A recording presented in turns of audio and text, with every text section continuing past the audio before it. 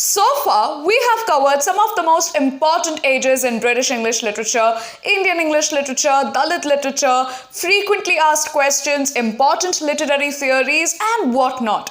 So, what's left? Right, it's time to tackle American literature, especially since it's a frequently asked topic in UGC NET English exam. Today, in this video, we are going to tackle three of the most important and frequently asked American writers in UGC NET English exam. So, stay tuned till the end of this video and don't forget to hit the subscribe button.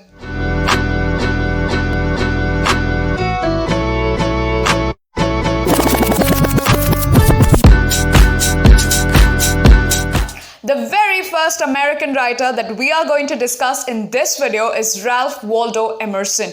He is one of the most influential poets of the American Transcendental movement. Now, what is this movement? Transcendentalism actually refers to a broader philosophical, religious, and a literary movement that began in America somewhere in 1830s. Similar to the Romantic Age, the Transcendental movement also began as a reaction to the age of reason and rationality, where the primary mode of thinking was motivated by logic and rationalism. Now, as the name suggests, the movement Transcendentalism is all about transcending the material world. It's all about transcending the physical world and entering into the spiritual realm. This movement actually focused upon the notions of individualism, idealism, intuition, and putting the self at the center. Moreover, it also focused upon the relationship between man, nature, and soul, trying to find out the divinity present within nature. In fact, the very ideas of self-help and self-love, which are quite the buzzwords today, initially grew from the Transcendental movement only. So when we are talking about Ralph Waldo Emerson, he is one of the primary figures associated with the Transcendental movement, along with another influential poet, Henry David Thoreau. Thoreau, Emerson, and other Transcendentalists, they created their own group while being settled at Concord, Massachusetts, and published their own journal titled as The Dial in July 1840. Coming back to Emerson, he has effectively captured the philosophy of Transcendentalism in one of his most important works called as Nature, which was an essay published in 1836. The essay begins with one of the most famous lines in American literature, which are, "Our age is retrospective." So what does he mean by saying this? He actually means that during that point of time, especially the stage in which America was, the people there were highly obsessed with the past. They were limited by the past. And so he tells that in order to understand your place in the world and what's your purpose, you don't need to look at the past. You don't need to introspect or retrospect for that matter. You only need to look at nature and find your position within nature, and instantly you will feel your place. You will realize what your purpose in life is. Apart from nature, he is also known for another important speech that was given by him called as The American Scholar, published in 1837. It is often called as the Intellectual Declaration of Independence. One of the most interesting facts about Emerson is that he was highly influenced by the Indian Vedanta philosophy. And this is something that he has also mentioned in another important essay written by him called as The Oversoul. Moving on to the next important American writer, we have Walt Whitman. Walt Whitman is considered to be one of the most influential poets of American literature. Why? Because his works are often considered to be a mixture of transcendentalism plus a little bit of realism. Often called as the father of free verse, he is popularly known for his poetry collection titled as Leaves of Grass that were published in 1855. Now, one of the most important things about this collection is that he wrote it with an intention of drafting an American epic. He wanted to reach to every ordinary person in America. That's why you will see that he has not used any stylized rhyme scheme or meter or anything like that. It is not written at all in a sophisticated manner.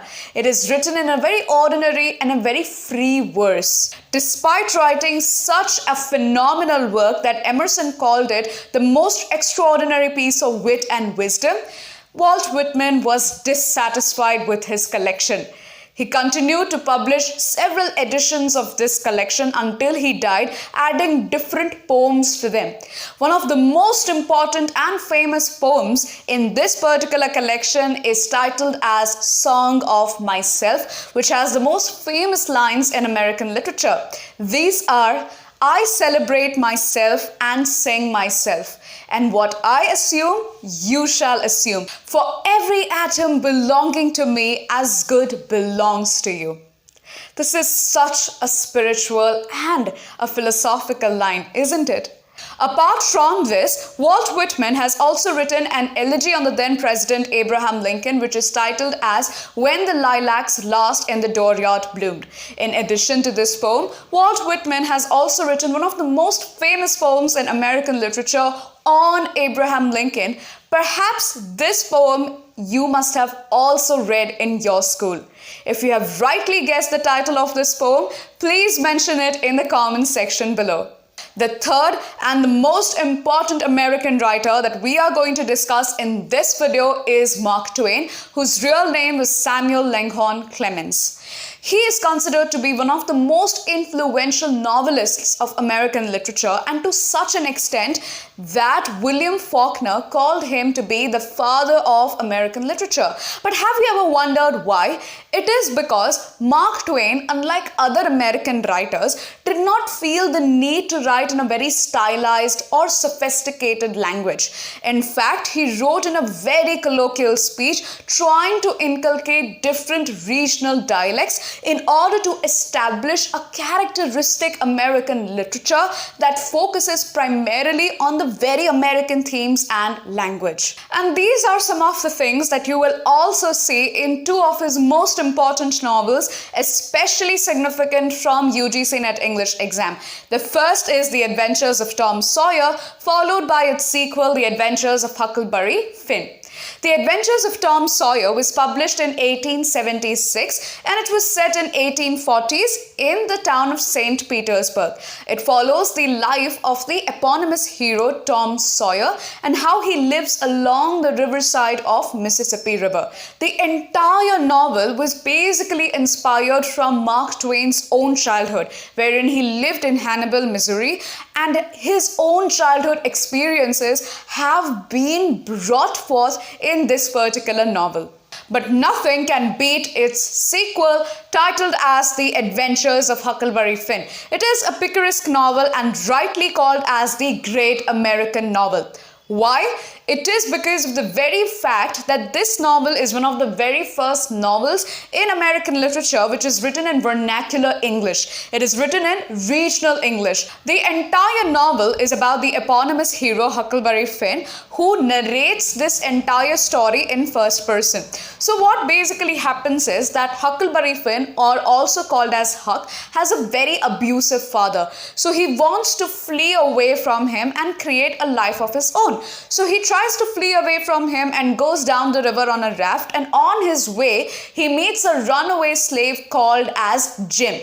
They create a very beautiful bond with each other. It's a very beautiful friendship, and on their way they encounter a series of adventures wherein they come across robbers, criminals, thieves, all of these people.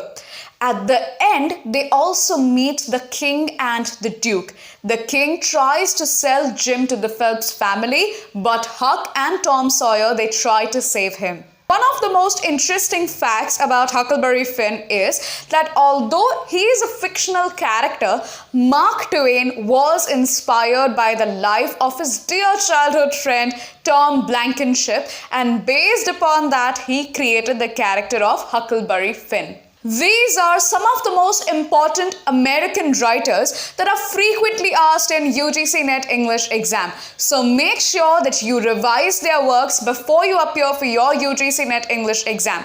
Apart from these writers, if you want to revise some of the most important and frequently asked writers, poets, dramatists in the history of British English literature and Indian English literature, you can attend my 1-hour masterclasses on these areas. In these 1-hour masterclasses, I'll walk you through some of the most important ages in the history of British English literature and Indian English literature, followed by a detailed analysis of some of the most important writers, poets, dramatists, and novelists and their works that are most important and frequently asked in UGC NET English exam. Not just that, but we'll also discuss some of the most frequently asked topics, wherein I'll share the essential tips and strategies that help me crack UGC NET English exam in just first attempt. The best part about these sessions that these are live one-on-one sessions, which means that I can provide you personalized guidance tailored to your needs and requirements, trying to fill the possible gaps in your UGC NET English exam preparation.